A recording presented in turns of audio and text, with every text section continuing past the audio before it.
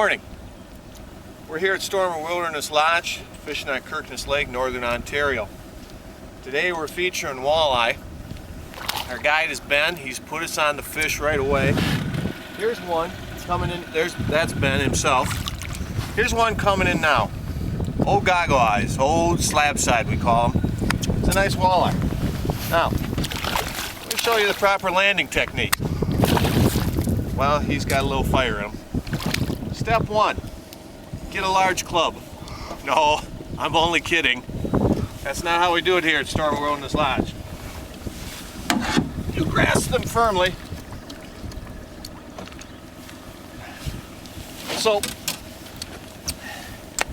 we got a tradition here.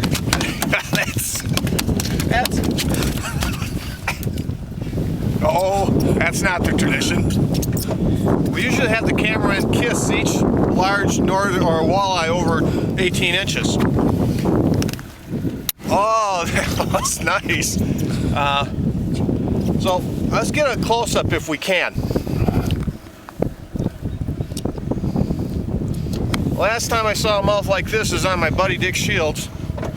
We were at an all-you-can-eat buffet at Old Country Buffet, and he saw some shrimp.